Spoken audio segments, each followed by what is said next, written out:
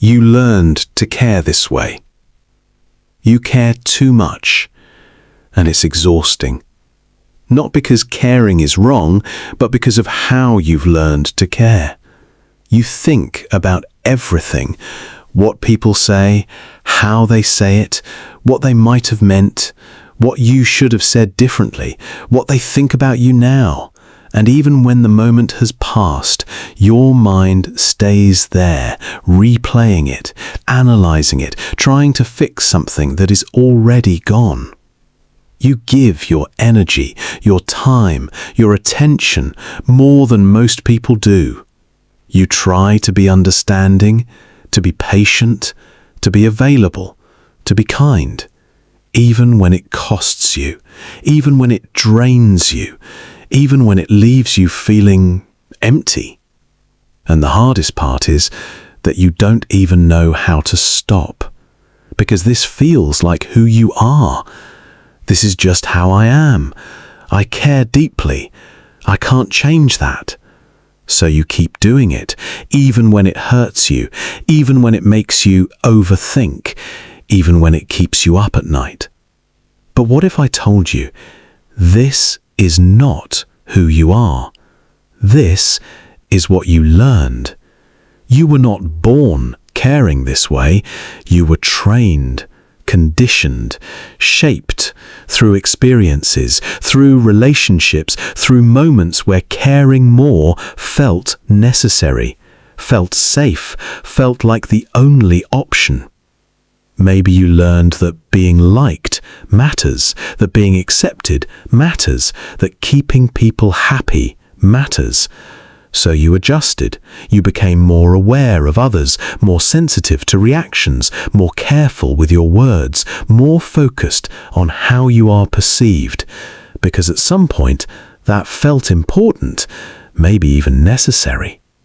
Maybe you learned that love is not guaranteed, that people can leave, that approval can be taken away. So you became more careful, more attentive, more invested, because caring felt like control. If you care enough, if you try enough, if you give enough, maybe things will stay, maybe people won't leave, maybe everything will be okay. But the truth is, the more you care this way, the more you lose control, because your focus shifts from yourself to everyone else, from your needs to their expectations, from your peace to their reactions. And slowly, without realizing it, you start living in response instead of living with intention. You start thinking about how things affect others before you think about how they affect you. You start adjusting yourself to fit into situations instead of standing firm in who you are. And over time, this becomes your normal.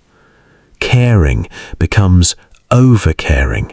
Awareness becomes overthinking. Connection becomes attachment. And now you are stuck in a pattern where you give too much, think too much, feel too much, and receive very little in return. Not because people are bad, but because you've trained yourself to operate this way. And once something becomes a pattern, it feels automatic. It feels natural. It feels like you. But it's not you. It's repetition, repeated thoughts, repeated behaviors, repeated reactions that have shaped how you show up and how you experience life. This is why you struggle to stop, because you're not just dealing with behavior, you're dealing with identity. You believe, I'm someone who cares a lot, and that belief keeps the pattern alive. But there is a difference between caring and over-caring. Caring is healthy. It allows connection, understanding, empathy. But over-caring is losing yourself in the process of trying to hold on to others. It is giving your energy without boundaries. It is thinking about things that don't need that much attention. It is feeling responsible for things that are not yours to carry. And that is where the problem begins. Because you cannot live peacefully when your attention is always outside of you, when your emotions depend on others, when your thoughts are constantly focused on how you are perceived. That is not care. That is control. Control disguised as concern. And the more you try to control how people feel about you, how situations unfold, how outcomes happen, the more your mind stays active, because control is never complete. There is always something more to think about, something more to analyze, something more to adjust. And that is why you feel stuck, because you're trying to manage something that cannot be fully managed. People, perception, outcomes, all of it is outside your full control. But your mind keeps trying. And in that effort, it creates noise, endless thinking, endless adjusting, endless emotional investment, and eventually exhaustion. Not because you are weak, but because you are carrying too much, mentally, emotionally, internally. And the hardest part is that most people don't even see it. They see you as kind, supportive, understanding, easy to talk to, but they don't see what it costs you. They don't see the thoughts, the overanalysis, the emotional weight, the silent pressure you carry, because you don't show it. You manage it internally, quietly, and over time, that becomes your reality. A mind that is always active, a heart that is always giving, a self that is slowly fading. And this is where the shift begins, not by becoming cold, not by stopping care completely, but by understanding it. Because you don't need to stop caring, you need to care differently. You need to bring balance between caring for others and caring for yourself, between being aware and being consumed, between connection and control. Because when you care without boundaries, you lose yourself. But when you care with awareness, you gain control. And that changes everything, because now you are no longer reacting, you are choosing. You are no longer giving everything away, you are protecting your energy. You are no longer overthinking every situation, you are responding with clarity. And that is what this audiobook will help you do. Not become someone who doesn't care, but become someone who cares with control. You will understand why you care the way you do, where it comes from, what keeps the pattern alive, and how to change it without losing who you are. Because the goal is not to become less of yourself, it is to become a better version of yourself. One who is still kind, still aware, still present, but no longer overwhelmed, no longer controlled, no longer lost in the process. Because you were never meant to live this way, you were just taught to. And what is learned can be changed. This is where that change begins. Chapter 1. Why you care so much. You didn't wake up one day and decide to care this much, to think this deeply about everything, to feel responsible for how people feel, to replay conversations in your head, to adjust yourself constantly so people stay comfortable around you. This didn't start as a choice, it started as a response to what you experienced, what you observed, what you learned over time. Because the way you care now is not random, it is patterned, and patterns always have a beginning. Let's slow this down. Think back, not to a specific moment, but to a feeling, a time where being accepted mattered, where being liked mattered, where being understood mattered, where being enough felt important. And now think about what you did in those moments. You paid attention, you became aware of reactions, you noticed tone, you noticed silence, you noticed shifts in behavior. You started learning what makes people respond well and what doesn't. And slowly, without realizing it, you adjusted. You spoke more carefully. You acted more thoughtfully. You became more aware of others. Because that awareness felt useful. It helped you navigate situations. It helped you avoid conflict. It helped you feel accepted. And over time, that awareness became a habit, then a pattern, then part of how you operate. This is how it begins, not as over-caring, but as adaptation. You adapted to your environment. You learned what works, what keeps things smooth, what keeps people close, what keeps situations stable. And in doing that, you became more focused on others than on yourself. This is not weakness. This is intelligence. Your mind learned quickly. It learned how to read situations, how to respond, how to adjust. But the problem is not the learning. It's what the learning turned into. Because what started as awareness became over-awareness. What started as care became over-care. What started as adjustment became self-neglect.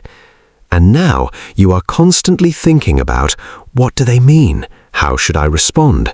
Did I say the wrong thing? Are they upset now? Do they see me differently now? Not because you want to, but because your mind has been trained to. It has learned that paying attention matters, but it never learned when to stop. Another layer to this is reinforcement. Every time caring more helped you, your mind took note. If being kind made someone stay, your mind said, this works. If being understanding avoided conflict, your mind said, this is good. If adjusting yourself kept things smooth, your mind said, do this again. And repetition strengthens patterns. So you kept doing it again and again until it became automatic. Now you don't choose to care this much. It just happens. Because your mind believes this is how we keep things stable. This is how we avoid problems. This is how we maintain connection. But here's the truth. What helped you before is now hurting you. Because the context has changed, but the pattern hasn't. You are still operating the same way, even when it's no longer necessary, even when it's draining you, even when it's costing you peace. Another important truth. You didn't just learn to care, you learned to anticipate. You try to read situations before they happen. You think ahead. You imagine outcomes. You prepare responses. Because your mind believes, if I can anticipate everything, I can avoid problems. But life doesn't work that way. You cannot anticipate everything. You cannot control every outcome. And when your mind tries to, it stays active constantly, trying to predict, trying to prepare, trying to stay ahead. And that creates overthinking, because anticipation has no end.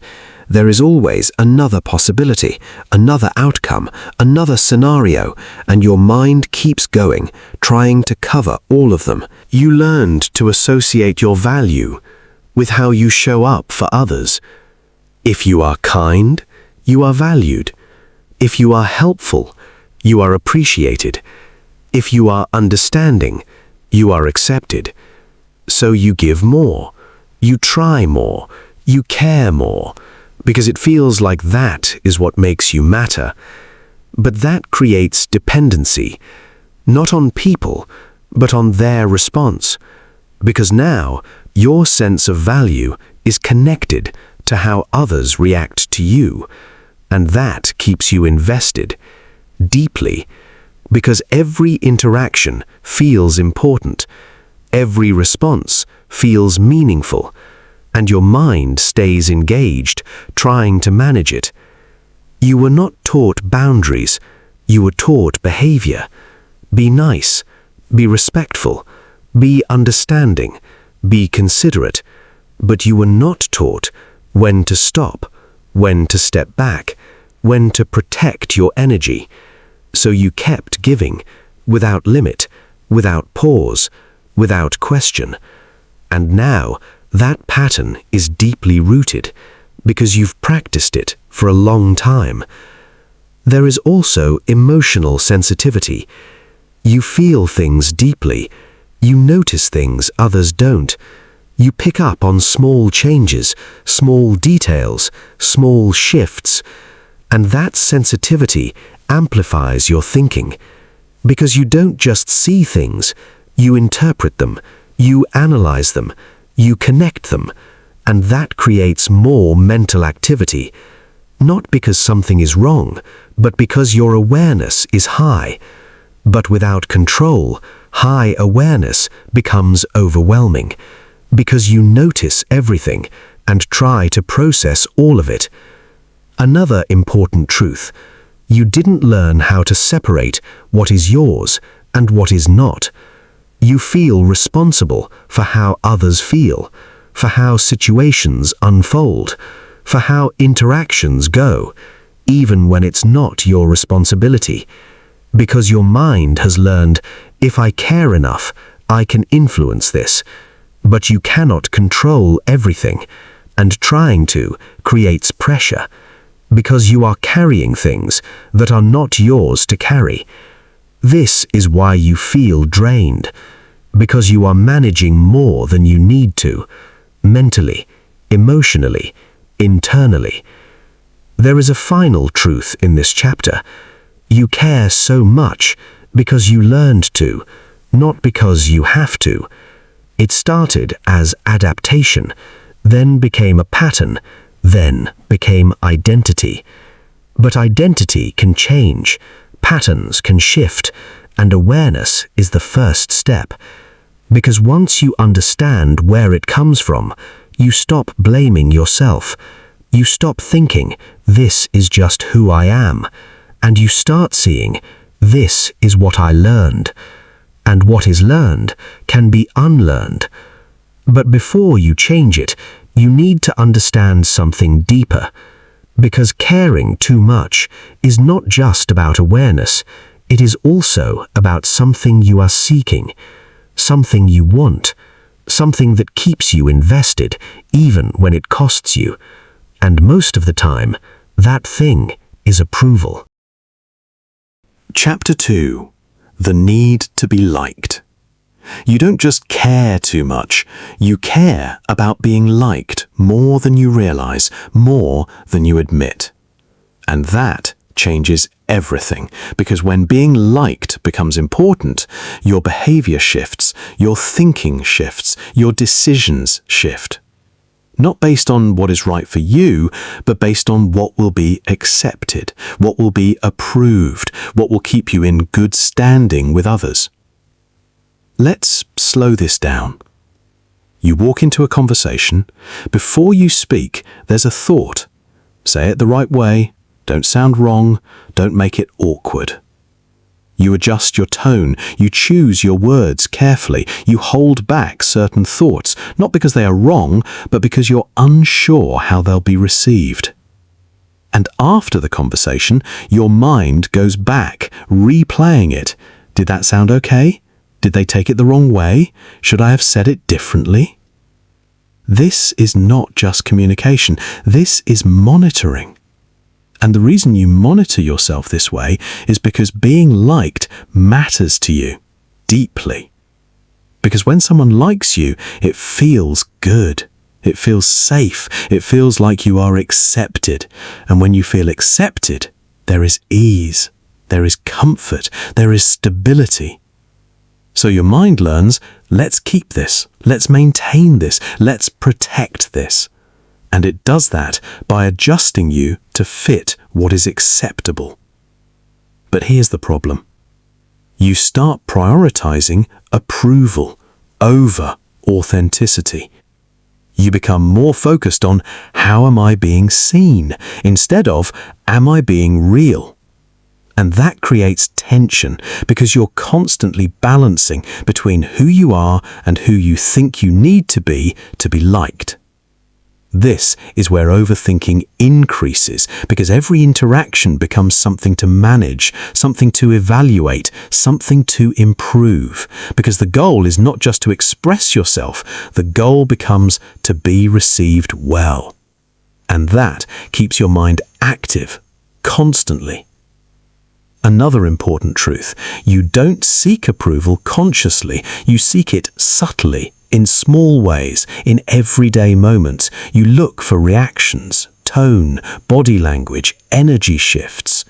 You notice if someone seems distant, if they respond differently, if something feels off, and your mind immediately tries to interpret it.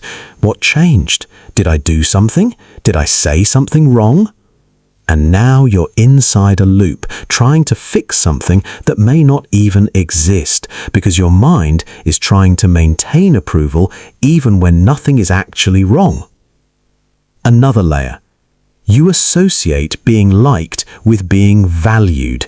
If people like you, you feel important. If they don't, you question yourself. So your sense of value becomes external, dependent on reactions, dependent on feedback, dependent on how others respond to you. And that creates instability because people are not consistent. Their moods change, their attention shifts, their priorities move. So if your value is tied to their response, your sense of self becomes unstable. And your mind tries to manage that by caring more, trying more, adjusting more, because it wants to stabilize something that is naturally unstable. This is why you overthink, because you're trying to control perception, how people see you, how they feel about you, how they respond to you. But perception is not fully controllable. You can influence it, but you cannot control it. And your mind keeps trying, even when it's impossible. Another truth. You've learned that being liked avoids discomfort. If people like you, there is less conflict, less tension, less rejection, so your mind tries to maintain that state by adjusting you, keeping you agreeable, keeping you easy to deal with, keeping you within safe boundaries, but that comes at a cost. You start saying yes when you want to say no. You start agreeing when you have a different opinion. You start holding back when you want to express yourself. Because the goal is not just to exist, the goal becomes to be accepted. And that slowly disconnects you from yourself, because you are not acting fully. You are adjusting constantly. You are adjusting constantly. Another important truth. You don't care to be liked. You don't care to be liked, you care about being disliked. You don't avoid it by maintaining approval. But being disliked does not define your value. It only reflects preference, and preference varies. You cannot be liked by everyone, and trying to achieve that creates endless pressure because it is not possible. Yet your mind keeps trying, and that effort creates overthinking, because you are constantly managing something that has no fixed standard. Another layer. You replay conversations not because you enjoy it, but because you're checking, looking for signs, clues, anything that tells you you're still okay, you're still liked, you didn't mess it up. And that checking keeps your mind active because it never fully confirms anything. It just creates more questions, more analysis, more thinking. This is how the loop continues. Another important shift. You begin to realize that being liked is not the same as being respected. You can be liked and still be overlooked, still be taken for granted, still be undervalued. Because when you adjust too much, when you give too much, when you prioritize others constantly, you reduce your presence, your boundaries, your standards, and people respond to that, not consciously, but naturally. So the more you try to be liked, the less you are seen clearly, because you are not showing yourself fully. You are showing a version that is adjusted, filtered, controlled. And that version does not create strong presence. It creates comfort, and comfort is not the same as respect. Now, here is the shift. You don't need to stop caring about people. You need to stop needing their approval. Because caring allows connection, but needing approval creates dependency, and dependency creates overthinking. When you no longer need to be liked, your behavior changes. You speak more freely. You act more naturally. You stop analyzing every interaction because there is nothing to manage, nothing to monitor, nothing to fix. You become more stable because your value is no longer external, it is internal, defined by you, not by reactions. There is a final truth in this chapter. You don't overthink because you think too much. You overthink because you care about being liked. And when that need is strong, your mind stays active, trying to maintain it.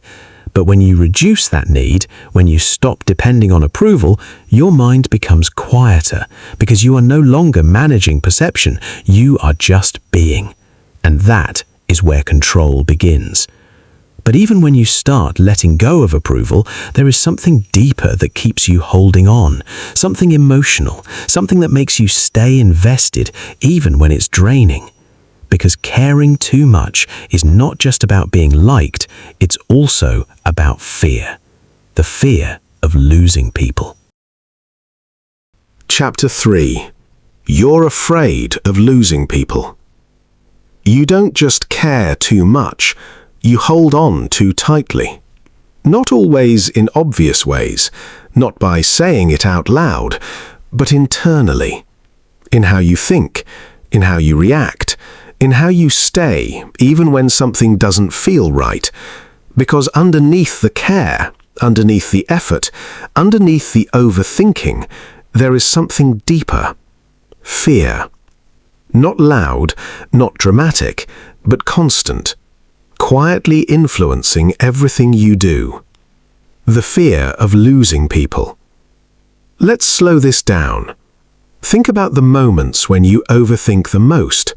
After a conversation, after a message, after a small change in someone's behavior.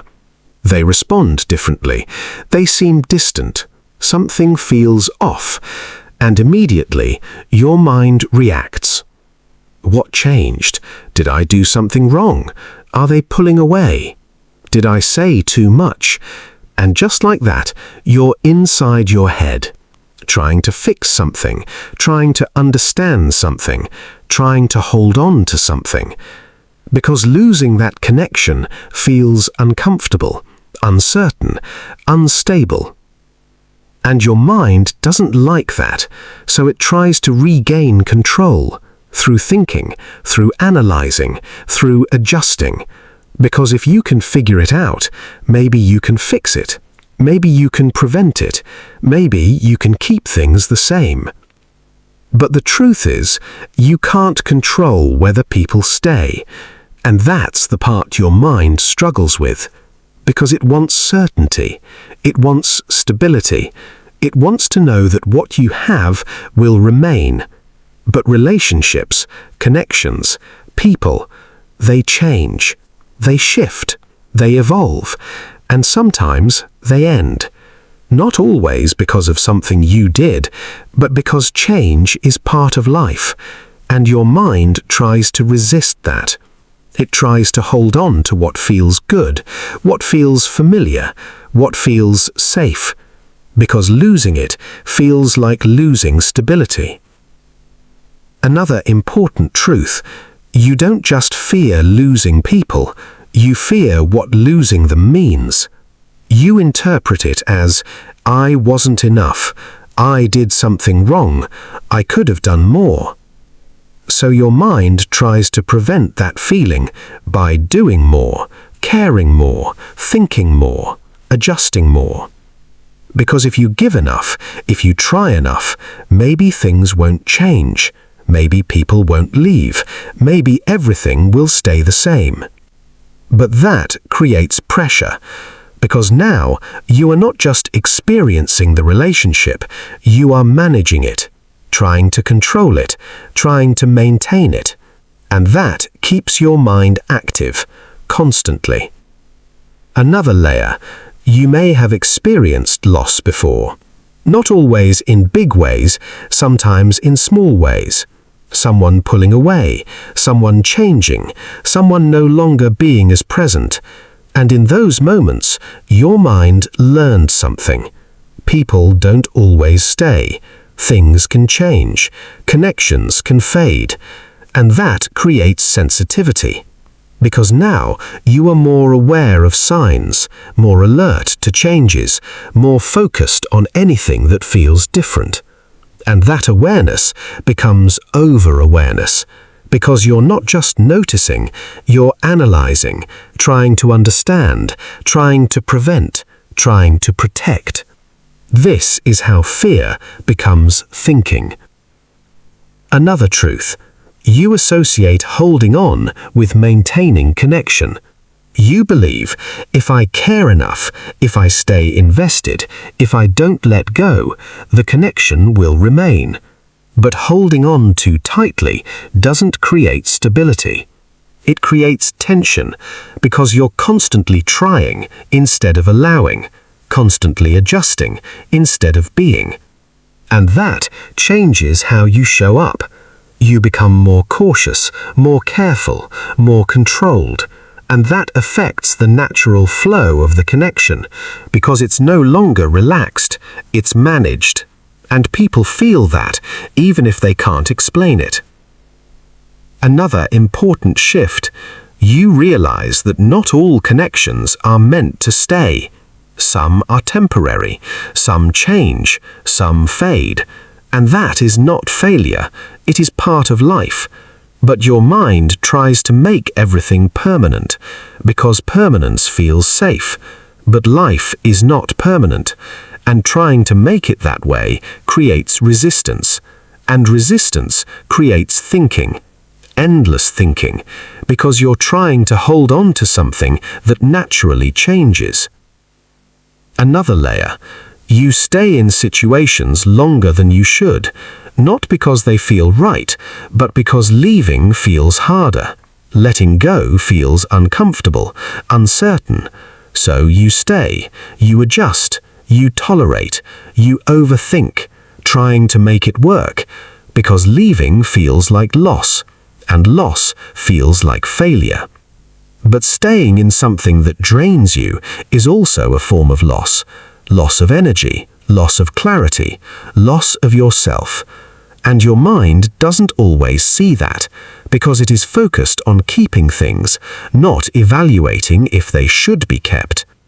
This is where awareness becomes important. You begin to see, not everything is meant to stay.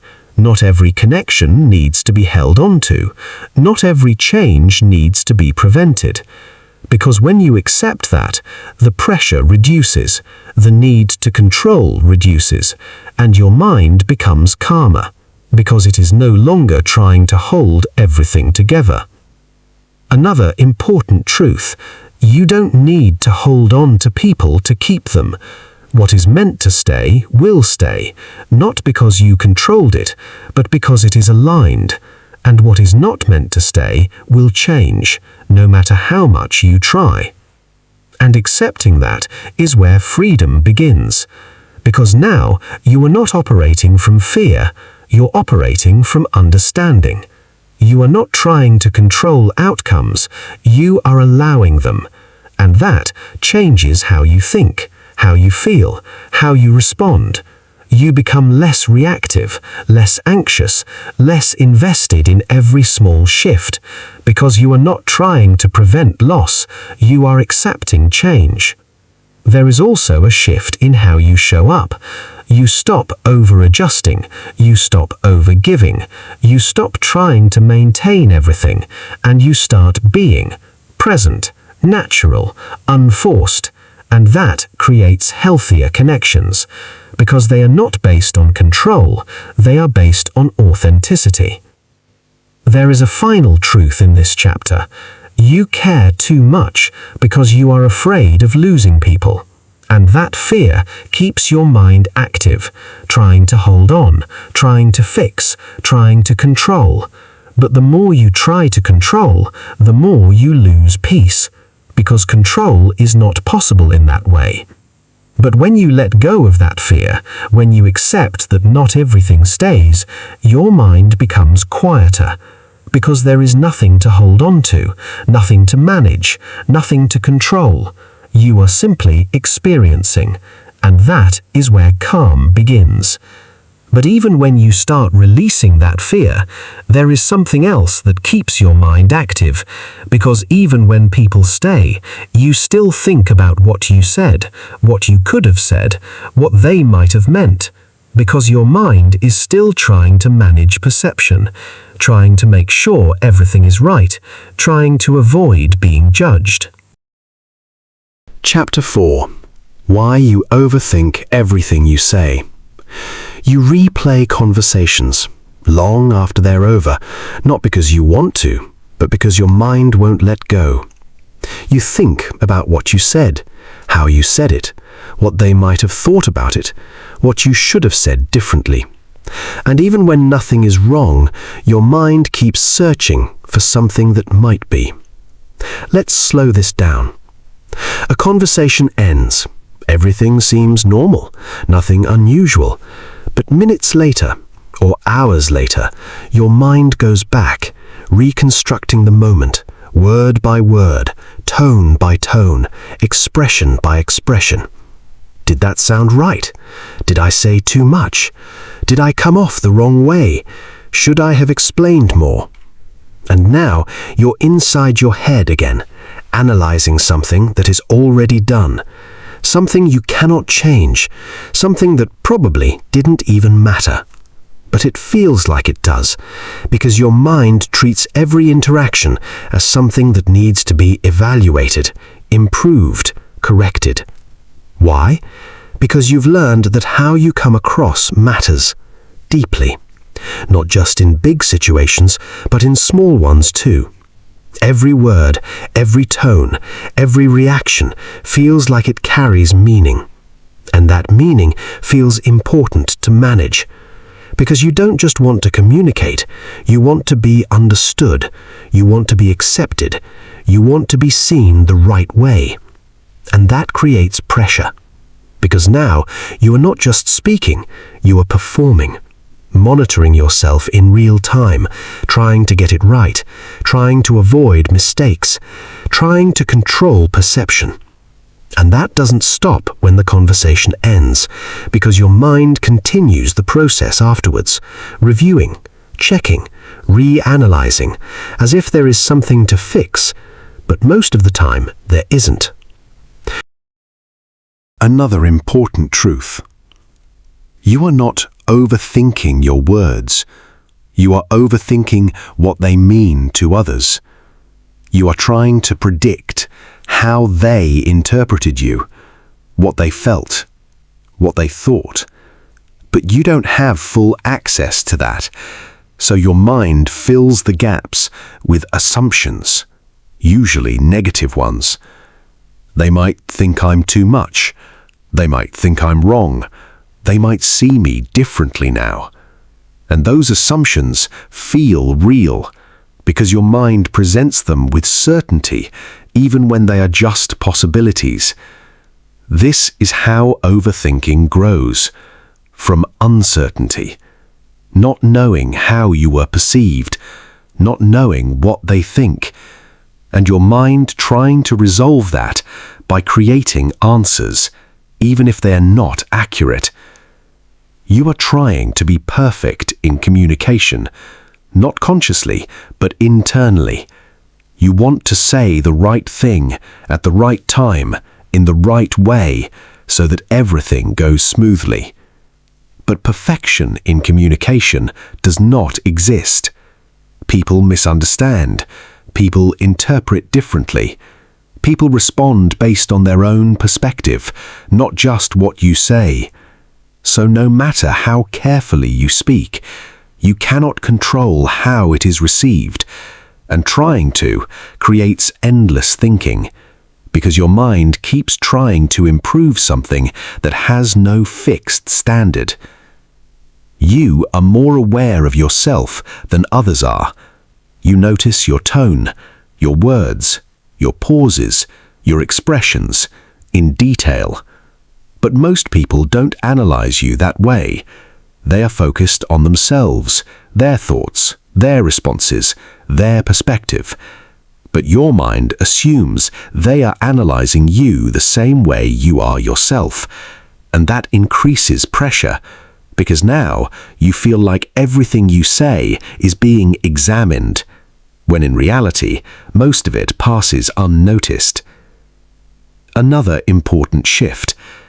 You begin to realize that not every conversation needs to be reviewed, not every word needs to be analyzed, not every interaction needs correction, because most of it is normal, natural, and already complete.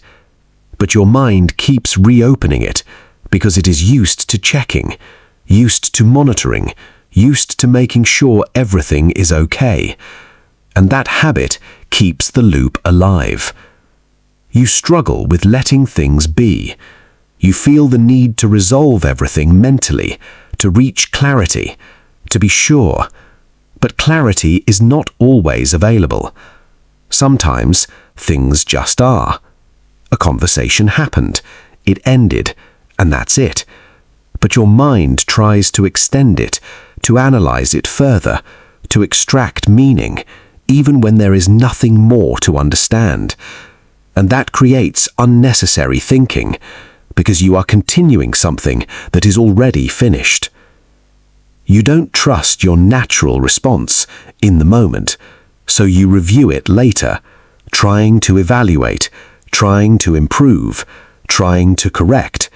But that reduces confidence, because instead of accepting your response, you question it, and that keeps the cycle going, because every conversation becomes something you need to check, instead of something you experienced. Another important shift. You stop trying to be perfect in how you speak. You allow yourself to be natural, to say things without over-filtering, to express without overthinking. And that reduces the need to review, because you are not trying to meet a standard, you are just being real. There is also acceptance. You accept that not everyone will interpret you the same way. Not every conversation will be perfect. Not every word will land exactly as intended. And that's okay. Because communication is not about perfection, it's about connection. And connection does not require control. Another important truth. You don't need to analyze everything to improve. You improve through experience, through natural interaction, through being present, not through constant review. Because over-analysis does not create better communication. It creates hesitation, and hesitation creates more thinking. There is a final truth in this chapter. You overthink everything you say because you are trying to control how you are perceived, trying to avoid judgment, trying to be understood perfectly. But that control is not fully possible, and trying to achieve it keeps your mind active endlessly.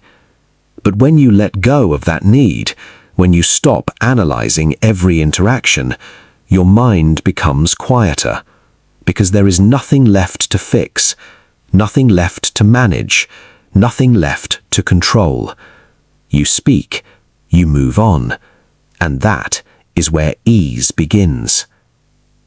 But even when you stop overthinking your words, there is something deeper that still affects you, because it's not just about what you say, it's about how much of yourself you give away, your time, your energy, your attention, without realizing that you are giving too much. Chapter 5. You're giving too much of yourself away. You don't just care too much, you give too much. Your time, your attention, your energy, your presence, more than you realize, more than most people do. And at first, it feels right. It feels like you're doing the right thing, being there, being available, being supportive, being understanding. But over time, it starts to feel different, heavier, draining, unbalanced, because you are giving without measuring, without pausing, without asking yourself, is this costing me something? Let's slow this down. Someone needs you. You respond immediately. Someone talks. You listen fully. Someone shares a problem. You invest emotionally. You think about it. You carry it. You try to help, even when it's not yours to carry, even when it stays in your mind long after, even when it affects your mood. Because you don't just hear things, you absorb them. You don't just show up, you invest deeply. And that's where the problem begins. Because your energy is not unlimited, your attention is not endless, your emotional capacity has limits, but you operate as if it doesn't. You give freely, constantly, automatically, and over time you start to feel it. Mentally tired, emotionally drained, internally overwhelmed, not because life is too much, but because you are taking in too much. You don't just give externally, you give internally, through thinking, through worrying, through over-analyzing. You spend time thinking about people, their situations, their feelings, their reactions, even when they're not around, even when nothing is happening. Your mind is still engaged, still invested, still giving attention, and that is energy, mental energy, that you are constantly using without realizing. This is why you feel exhausted even when you haven't done much physically, because your mind has been working, giving attention, giving thought, giving emotional space all day. You feel responsible, not always consciously, but internally. You feel like, if I don't show up, if I don't respond, if I don't help, something might go wrong. So you stay involved, you stay available, you stay engaged, even when you need space, even when you need rest. But stepping back feels like neglect, feels like you're doing something wrong, but you're not. You're just not used to protecting your energy. You don't set limits, not clearly, not consistently. You say yes when you want to say no. You stay when you want to leave. You listen when you're already tired, because you don't want to disappoint. You don't want to seem unavailable. You don't want to create distance. So you keep giving, and that becomes your default, not because you have to, but because you haven't learned how to stop. Another important truth: you've learned to prioritize others over yourself without realizing it. You check in on others before you check in on yourself. You respond to others before you respond to your own needs.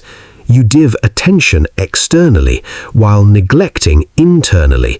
And over time, that imbalance grows, because you are always outward, rarely inward, always giving, rarely restoring, and that leads to depletion, because you cannot pour continuously without refilling.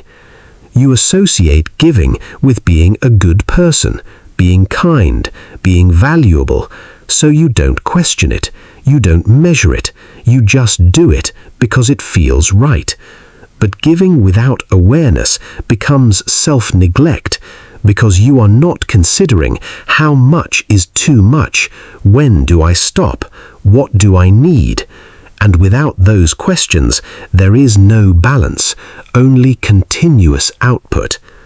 Not everyone gives the way you do. Not everyone invests the way you do. Not everyone thinks the way you do. And when you give deeply to people who don't operate that way, it feels unbalanced, because your expectation is not always met. And that creates more thinking. Why am I doing so much? Why don't they respond the same way? Am I expecting too much?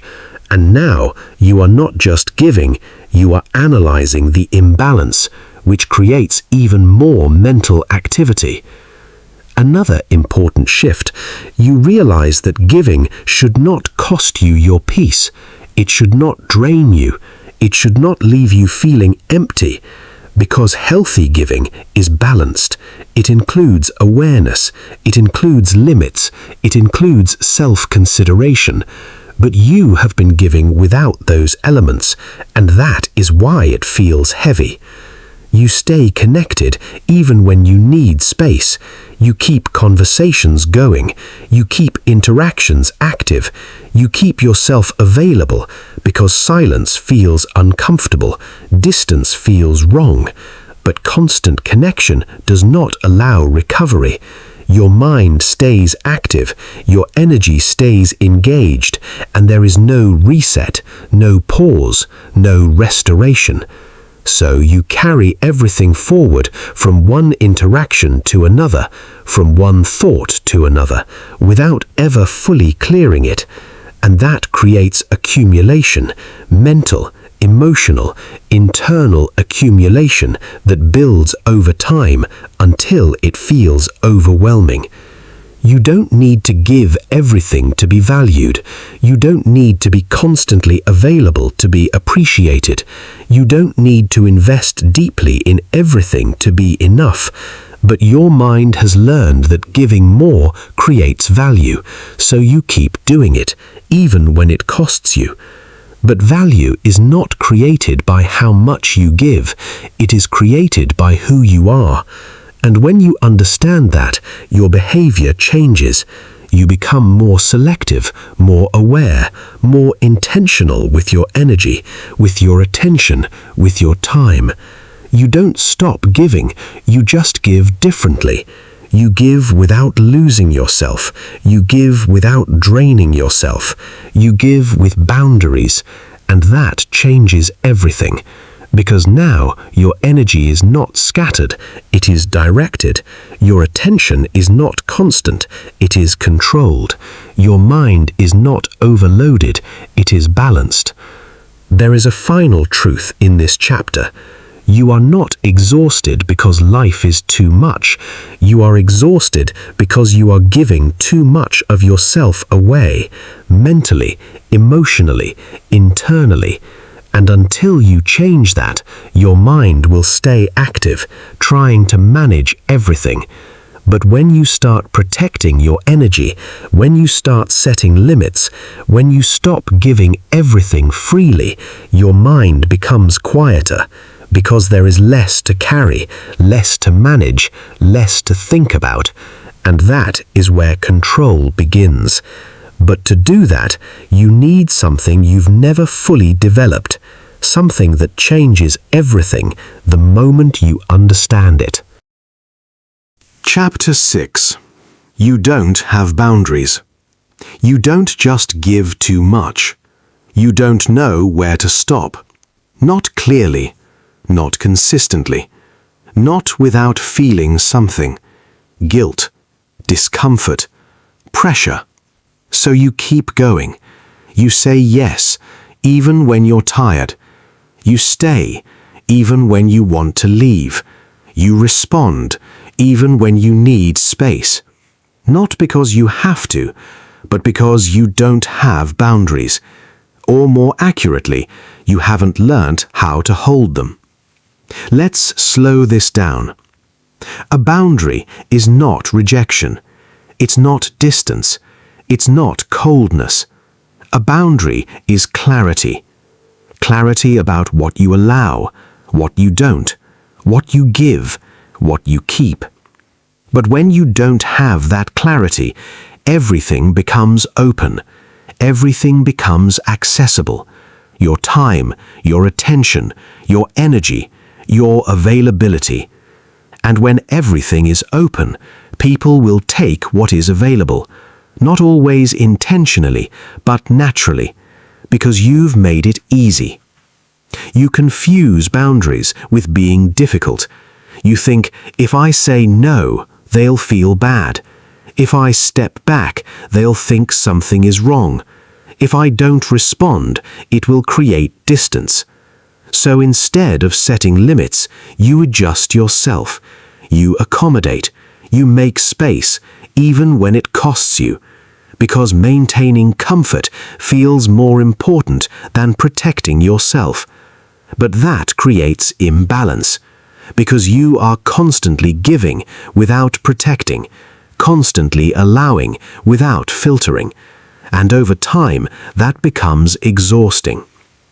You've learned to avoid conflict, not always big conflict, even small discomfort, even small tension, even the possibility of someone feeling a certain way.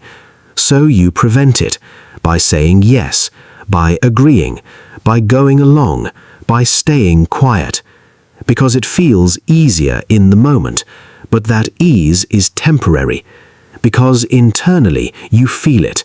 You feel the misalignment, you feel the frustration, you feel the pressure, because you're not acting from what you want, you're acting from what avoids discomfort, and that keeps your mind active, constantly adjusting, constantly managing, constantly thinking, how do I keep this smooth?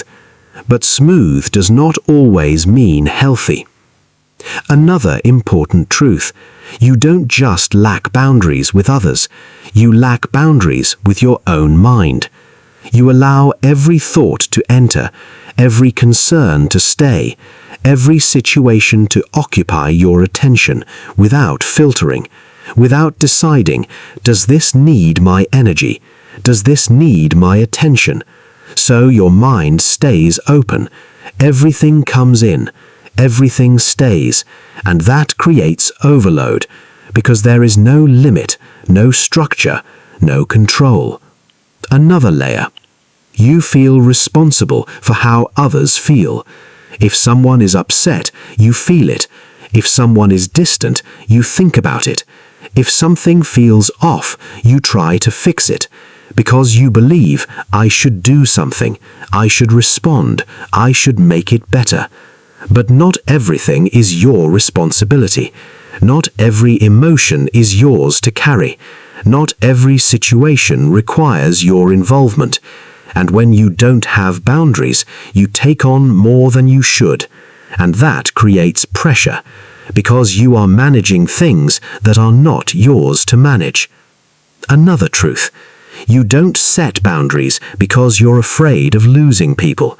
You think, if I say no, they might pull away. If I create distance, they might not understand. If I stop giving so much, things might change. And that fear keeps you open, keeps you available, keeps you over-involved. But staying without boundaries does not guarantee connection. It only guarantees exhaustion. Because connection without balance becomes one-sided, and one-sided effort always leads to depletion. Another important shift: you realize that boundaries don't push people away, they define how people engage with you. They create structure, clarity, respect, because when you know your limits, others learn them too, not through explanation, but through consistency. And consistency creates stability, not just for you, but for your relationships. Another layer: you don't need to explain every boundary. You don't need to justify every decision. You don't need to make everyone comfortable with how you protect yourself, because your boundaries are not for others, they are for you, to maintain your energy, your clarity, your balance. And the more you try to explain, the more you reopen what you are trying to close. So boundaries become stronger when they are simple, clear, and consistent. Another truth. At first, setting boundaries will feel uncomfortable. You will feel the urge to go back, to say yes, to respond, to adjust, because your mind is used to the old pattern, used to being available, used to avoiding discomfort. But every time you hold a boundary, even when it feels uncomfortable, you are creating a new pattern, a new way of operating. And over time, that becomes natural, not forced, not difficult, just normal. Another important shift. You stop seeing boundaries as limitation and start seeing them as protection. Protection of your energy, your time, your attention, your peace. Because without boundaries, everything is accessible. And when everything is accessible, nothing is controlled. And when nothing is controlled, your mind stays active, trying to manage everything. There is a final truth in this chapter. You don't have boundaries, and that is why you give too much, think too much, and feel overwhelmed. Because without boundaries, there is no limit, no structure, no control. But the moment you create them, everything changes. You become more selective, more intentional, more balanced. Your energy stabilizes, your mind quiets, because you are no longer open to everything. You are choosing what enters, what stays, and what leaves. And that choice is what creates control. But even with boundaries, there is something deeper that still pulls you back. Because even when you try to step back, you still want something from people, something that keeps you connected, something that keeps you invested. And most of the time, that something is approval. Chapter 7. Stop seeking approval. You've started to see the pattern.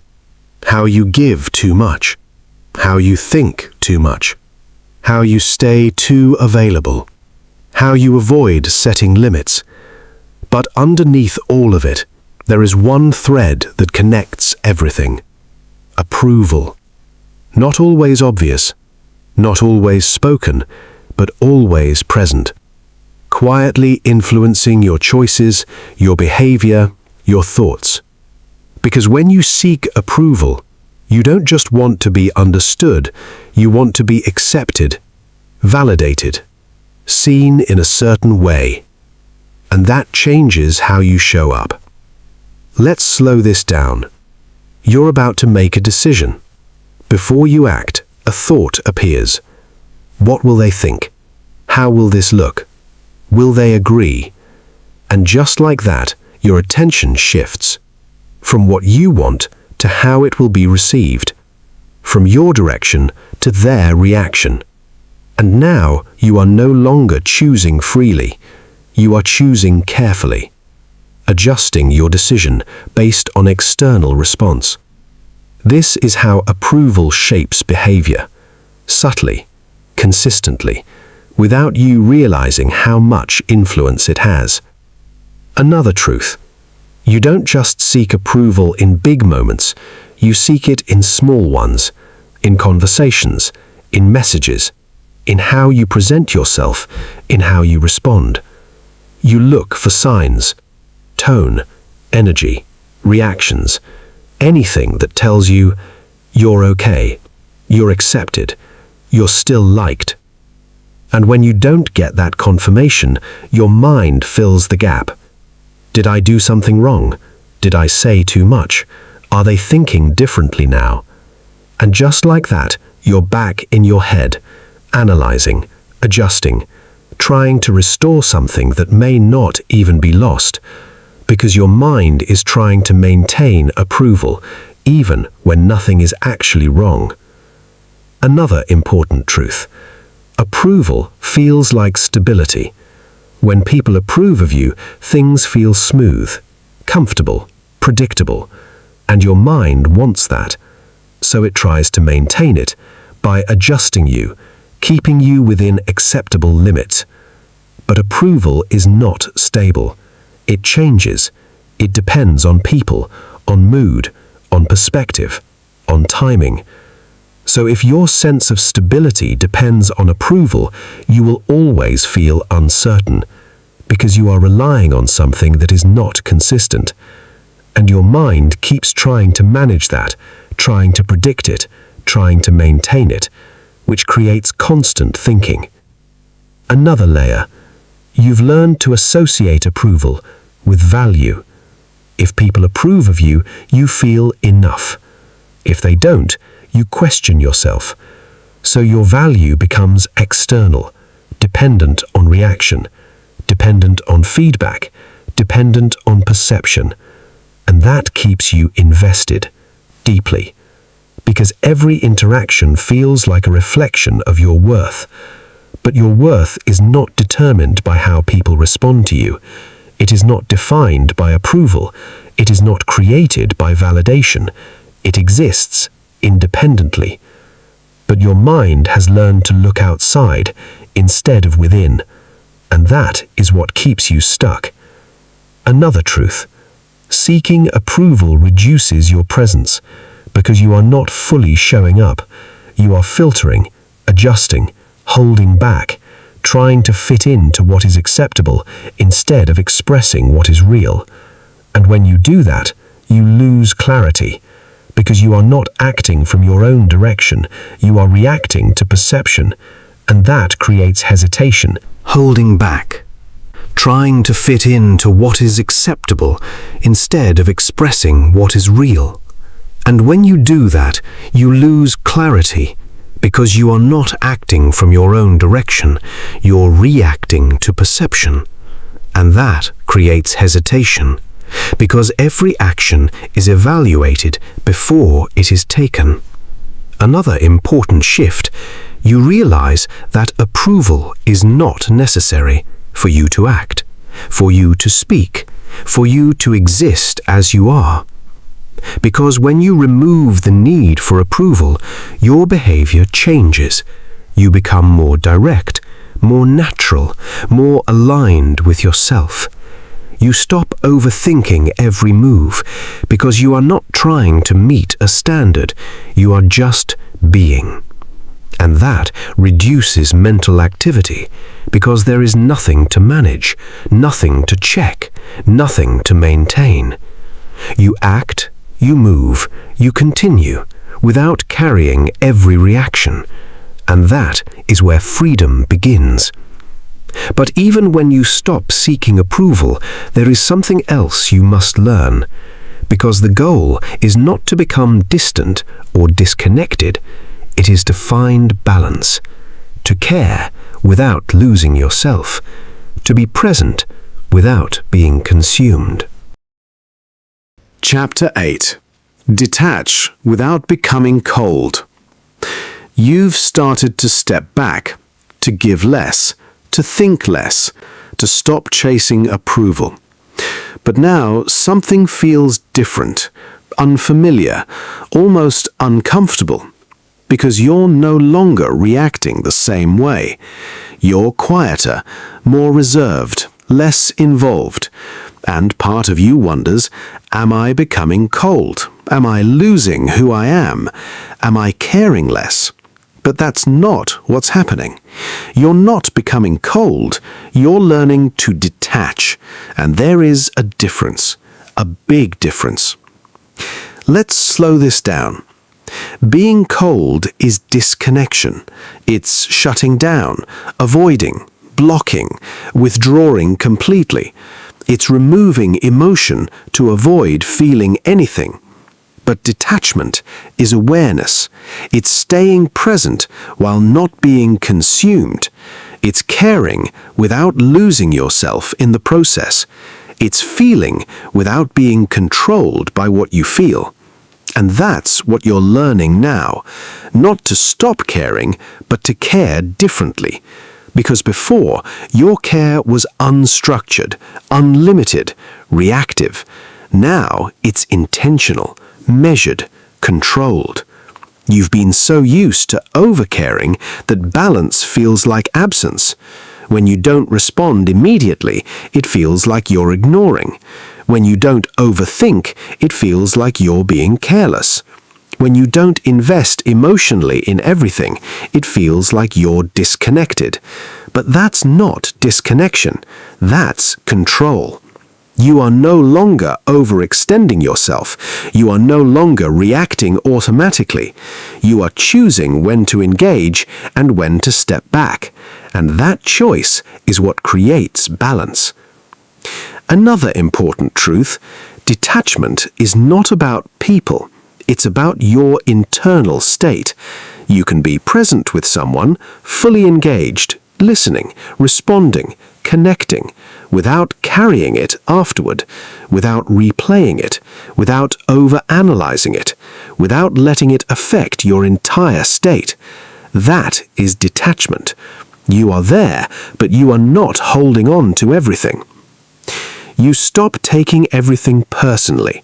Before, every change felt significant, every shift meant something, every reaction needed interpretation. But now you understand something. Not everything is about you. People have their own thoughts, their own emotions, their own perspectives, and their behavior is not always a reflection of you.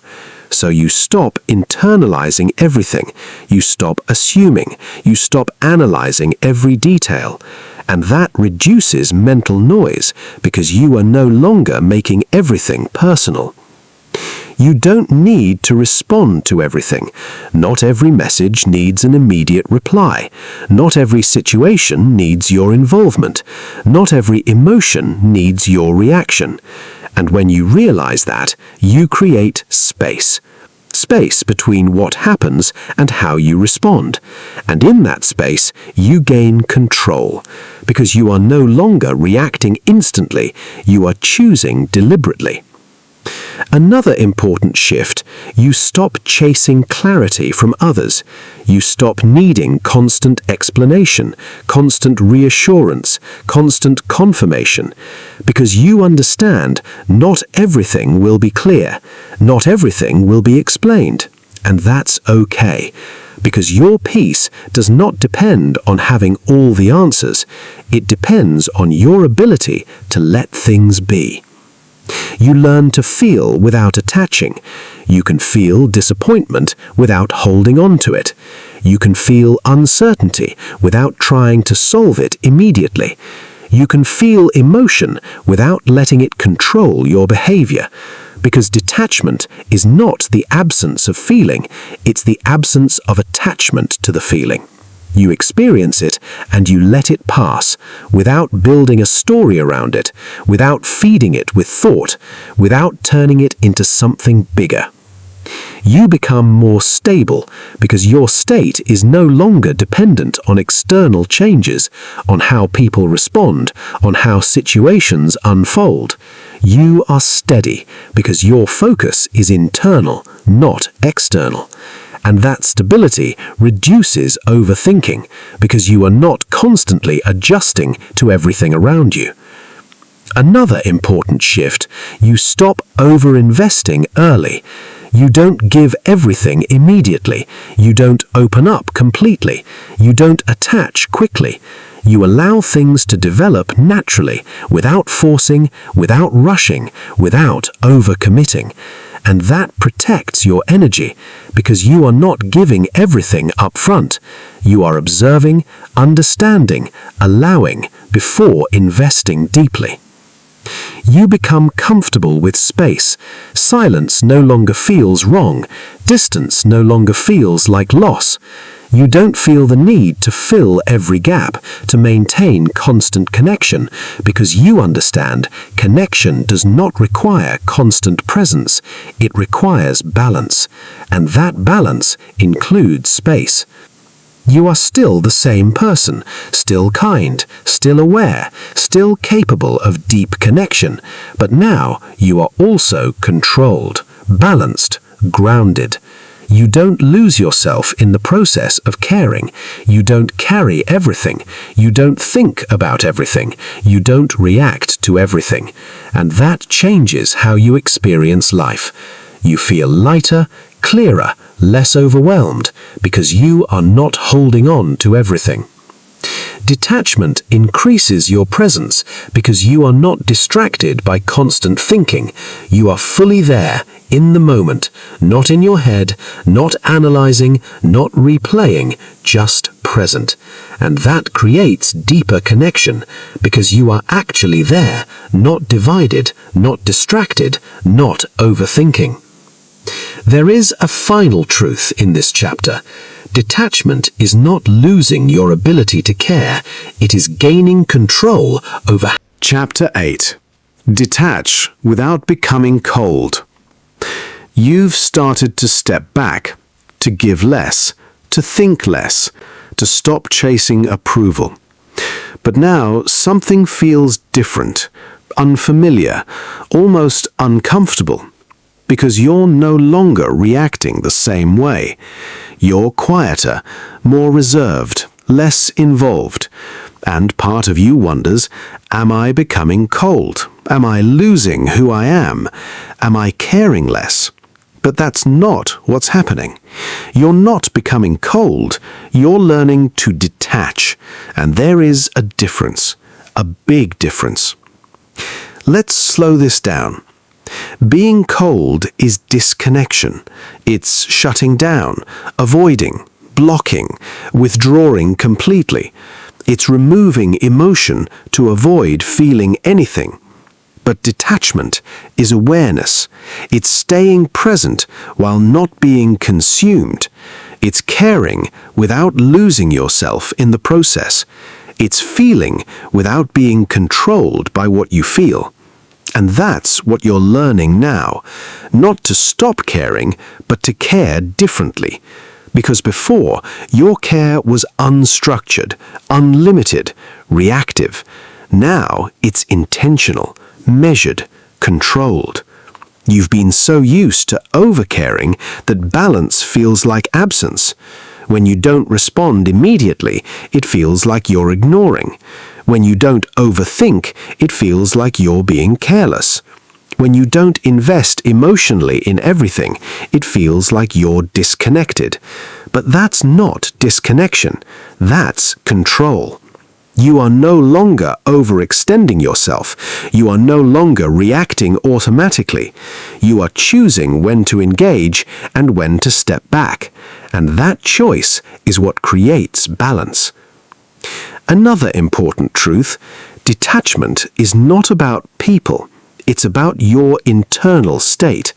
You can be present with someone, fully engaged, listening, responding, connecting, without carrying it afterward, without replaying it, without overanalyzing it, without letting it affect your entire state. That is detachment. You are there, but you are not holding on to everything. You stop taking everything personally. Before, every change felt significant, every shift meant something, every reaction needed interpretation. But now you understand something. Not everything is about you. People have their own thoughts, their own emotions, their own perspectives, and their behavior is not always a reflection of you. So you stop internalizing everything, you stop assuming, you stop analyzing every detail. And that reduces mental noise because you are no longer making everything personal. You don't need to respond to everything. Not every message needs an immediate reply. Not every situation needs your involvement. Not every emotion needs your reaction. And when you realize that, you create space.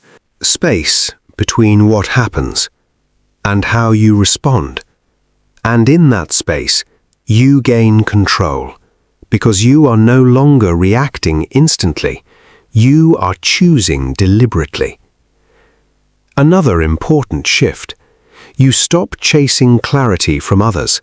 You stop needing constant explanation, constant reassurance, constant confirmation, because you understand not everything will be clear, not everything will be explained, and that's okay, because your peace does not depend on having all the answers. It depends on your ability to let things be. Another layer.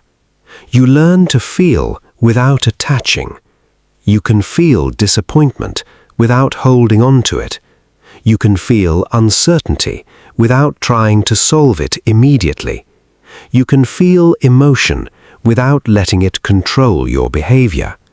Because detachment is not the absence of feeling, it's the absence of attachment to the feeling. You experience it and you let it pass without building a story around it, without feeding it with thought, without turning it into something bigger. Another truth. You become more stable because your state is no longer dependent on external changes, on how people respond, on how situations unfold. You are steady because your focus is internal, not external. And that stability reduces overthinking because you are not constantly adjusting to everything around you. Another important shift. You stop over-investing early. You don't give everything immediately. You don't open up completely. You don't attach quickly. You allow things to develop naturally, without forcing, without rushing, without over-committing. And that protects your energy, because you are not giving everything up front. You are observing, understanding, allowing, before investing deeply. Another layer. You become comfortable with space. Silence no longer feels wrong. Distance no longer feels like loss. You don't feel the need to fill every gap, to maintain constant connection. Because you understand connection does not require constant presence. It requires balance. And that balance includes space. Another truth. You are still the same person, still kind, still aware, still capable of deep connection. But now you are also controlled, balanced, grounded. You don't lose yourself in the process of caring. You don't carry everything.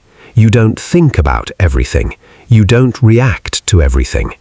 And that changes how you experience life. You feel lighter, clearer, less overwhelmed, because you are not holding on to everything. Another important truth. Detachment increases your presence, because you are not distracted by constant thinking. You are fully there in the moment, not in your head, not analyzing, not replaying, just present. And that creates deeper connection, because you are actually there, not divided, not distracted, not overthinking. There is a final truth in this chapter. Detachment is not losing your ability to care. It is gaining control over how you care. And when you learn that, everything changes. You stop overthinking because you are not holding on to everything. You stop feeling overwhelmed because you are not carrying everything. You stop losing yourself because you are not giving everything away. You are balanced, present, in control. And that is what allows you to care deeply without being consumed by it. But even with detachment, there is one more shift you need to make, because control is not just about stepping back. It's about what you do with your energy, where you place it, what you allow it to focus on, because your attention is your most valuable resource, and right now you are still giving too much of it away. Chapter 9. Reclaim your energy. You've stepped back. You've set boundaries. You've stopped chasing approval. You've learned to detach. But there is still something you feel. A quiet tiredness, a lingering heaviness. Because even though your behavior is changing, your energy is still scattered, still stretched across too many things, too many people, too many thoughts. And until you bring it back fully, you won't feel complete clarity. Because your energy is not just physical, it's mental, emotional, attention-based, And wherever your attention goes, your energy follows. Let's slow this down. Think about your day, not what you did physically, but where your attention went, who you thought about, what you replayed, what you worried about, what you tried to understand, what you tried to fix. And now realize something. Every one of those moments was energy given away without you noticing. Because you don't just give energy through action, you give it through attention, through thinking, through emotional investment. Even when you're doing nothing physically, your mind can be working constantly. And that is where most of your energy goes, not into what matters, but into what occupies your thoughts. You are still holding on to things mentally, even when you've stepped back physically. You're no longer engaging the same way, but you're still thinking about it, still replaying it, still processing it. And that keeps your energy tied, because your mind is still involved. And as long as your mind is involved, your energy is not fully yours. It is divided between you and everything you're thinking about. You've been trained to focus outwards, on people, on situations, on reactions. So your attention naturally goes there, without effort, without intention. And when attention is not controlled, it gets pulled by anything that stands out, anything that feels important, anything that triggers emotion. And that keeps your energy scattered, because you are constantly shifting from one thing to another, without direction, without control. Another important truth, your attention is limited. You cannot give it to everything without losing clarity, without losing focus, without losing energy. But right now, you've been giving it freely to everything that demands it, everything that triggers it, everything that pulls it, and that's why you feel drained, because your attention has no filter. You begin to realize that not everything deserves your attention. Not every thought, not every situation, not every person, not every reaction, because attention is a choice, even when it feels automatic. And when you start choosing where your attention goes, you start reclaiming your energy. You stop revisiting what is already done. You stop reopening conversations, replaying situations, reanalyzing outcomes. Because every time you revisit something, you reconnect your energy to it, and that keeps it active, keeps it present, keeps it alive in your mind.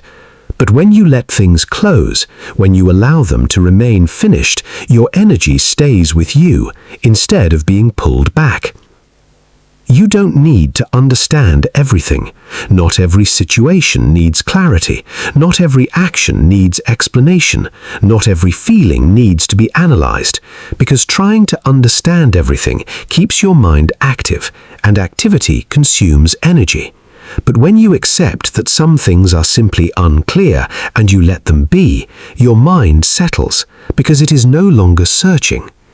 Another important shift, you bring your attention back to yourself, not in a selfish way, but in a centered way.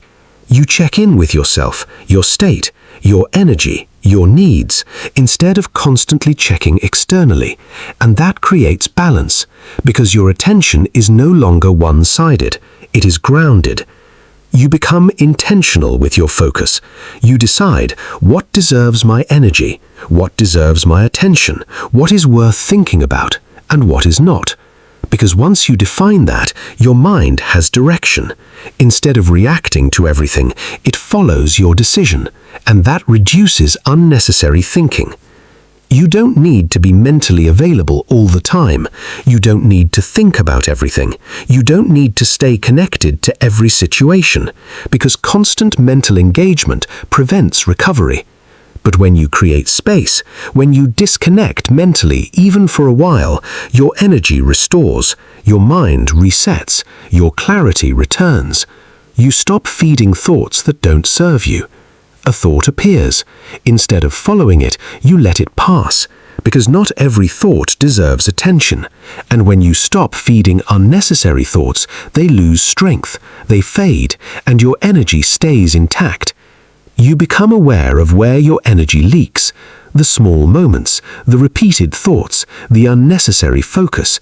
And once you see those leaks, you can close them, not by force, but by awareness, by choosing differently. Reclaiming your energy is not about doing more, it's about engaging less. Less unnecessary thinking, less unnecessary involvement, less unnecessary attention, because your energy is already there. You just need to stop giving it away. Another important shift, you start valuing your energy as something important, not something unlimited, not something to give freely, but something to protect. Because when you protect it, everything improves. Your thinking becomes clearer, your emotions become stable, your presence becomes stronger, because you are no longer divided, you are centered. There is a final truth in this chapter. You feel drained, not because life is too much, but because your energy is spread across too many things, too many thoughts, too many people, too many situations. And until you bring it back, your mind will stay active, trying to manage everything. But when you reclaim your energy, when you choose where your attention goes, when you stop feeding everything, your mind becomes quieter, because there is less to process, less to carry, less to think about, and that is where clarity returns. But there is one final shift, because it's not just about what you stop doing, it's about who you become. Because real change happens when your identity changes, when you no longer see yourself as someone who needs approval, who needs to give everything, who needs to think about everything, but as someone who is stable, grounded, self-directed. Chapter 10. Becoming someone who doesn't need validation. Everything you've been doing, the overthinking, the overcaring, the adjusting, the giving, it all comes back to one thing: validation. The need to feel confirmed, accepted, approved, seen in a certain way. And for a long time, that need shaped how you lived, how you spoke, how you showed up. Because when validation mattered, everything became something to manage. Every interaction, every decision, every response. But now, something is changing. Not outside, inside. Because you are starting to see clearly that validation is not something you need, it's something you got used to. And there is a difference. Let's slow this down. Before, you looked outward for confirmation, for reassurance, for signs that you were doing things right, that you were enough, that you were accepted. And when you got it, you felt stable, for a moment. But that stability never lasted, because it depended on something external, something that could change, something that was never fully in your control. So your mind stayed active, trying to maintain it, trying to secure it, trying to make sure it stayed. But now you're shifting inward. You're no longer asking, what do they think about me? You're asking, what do I think about this? What feels right to me? What aligns with who I am? And that shift changes everything, because your decisions are no longer dependent on external response. They are grounded in internal clarity.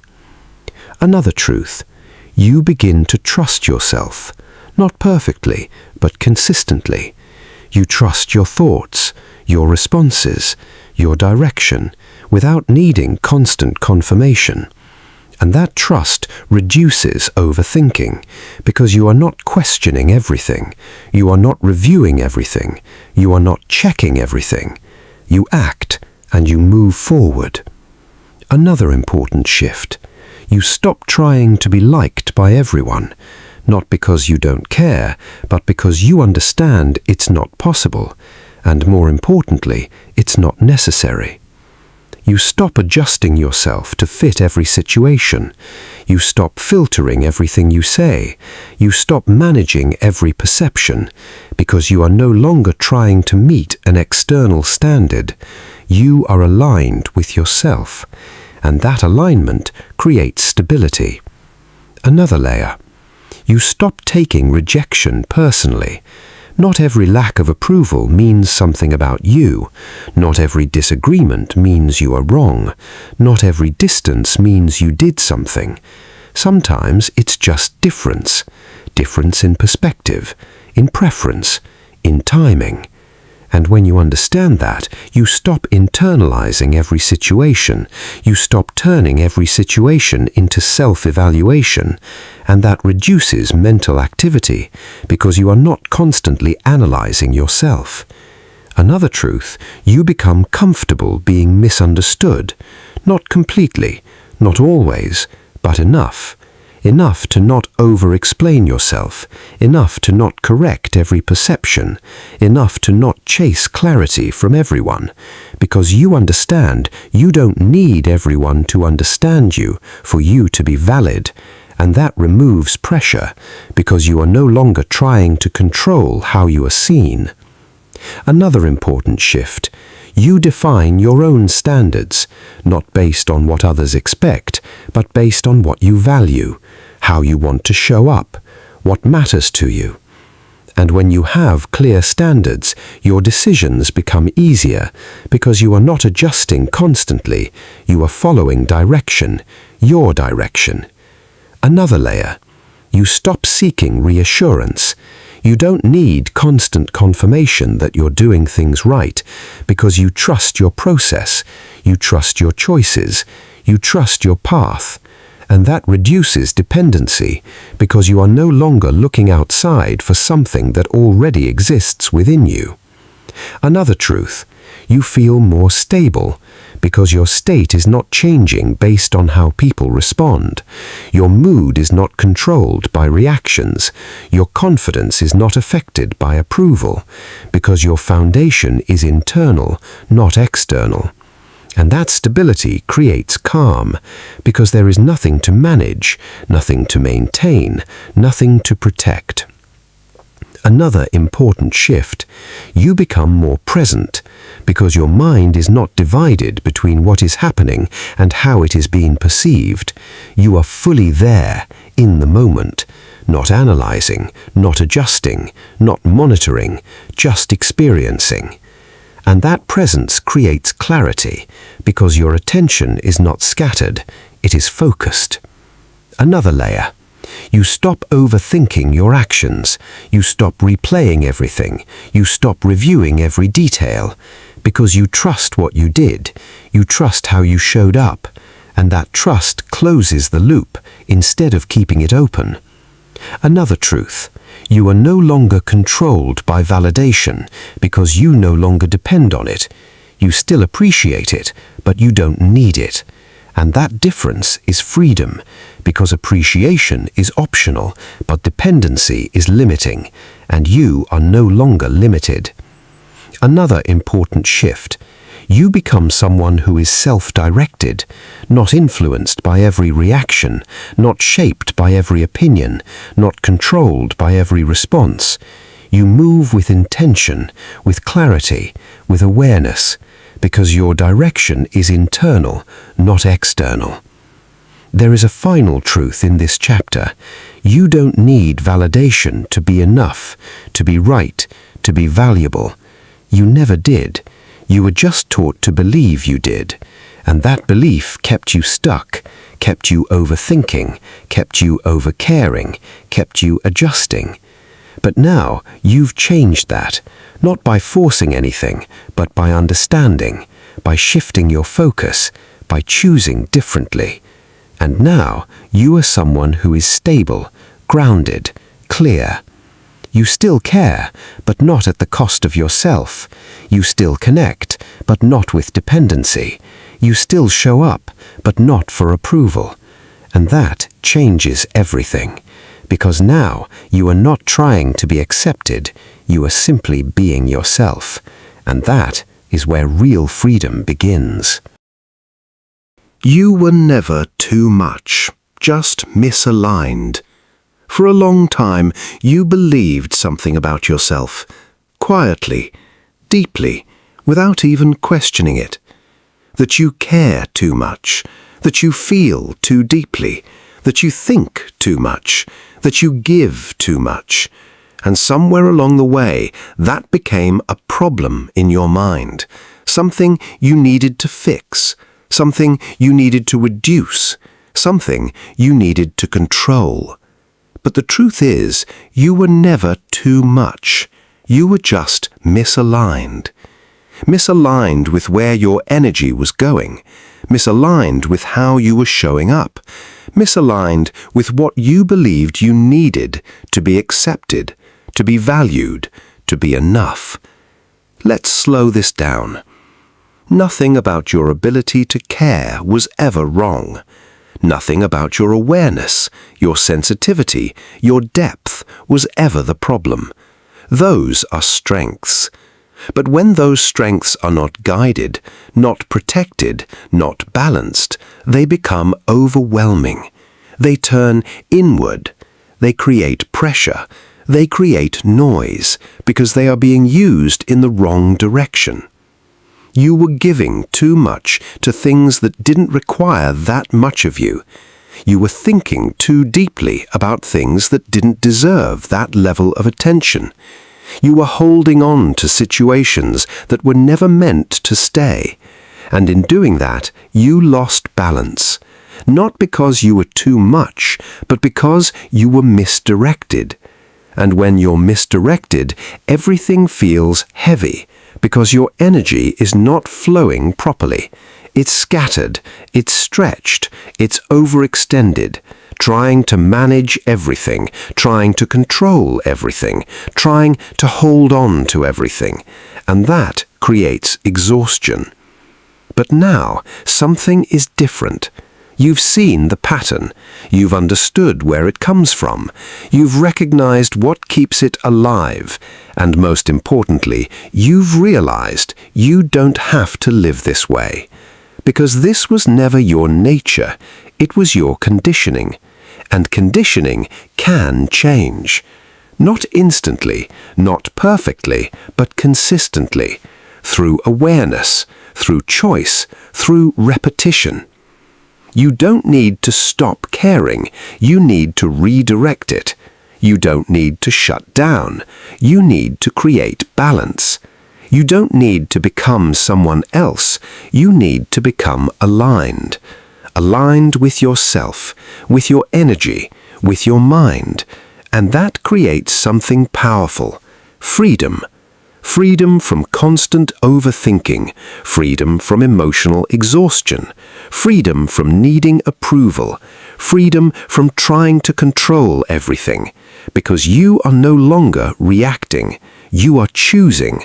You are no longer adjusting constantly, you are stable. You are no longer giving everything away, you are intentional. And that changes how you experience life. You feel lighter, not because life is easier, but because you are not carrying unnecessary weight. You feel clearer, not because everything is solved, but because your mind is not searching endlessly. You feel calmer, not because nothing happens, but because you are not reacting to everything. And that is what you were always meant to feel. Not overwhelmed, not drained, not stuck in your head, but present, balanced, in control. There is one final truth you need to hold on to. You were never too much. You were just giving too much to the wrong places, thinking too much about the wrong things, holding on to things that were never yours to carry. And now you've changed that. Not by becoming someone else, but becoming aligned. And from this point forward, you move differently. You think differently. You care differently. Not less, but better. With awareness, with intention, with control. And that is how you take your life back. Not by removing what makes you who you are, but by directing it in a way that finally works for you, not against you. And that is where everything begins.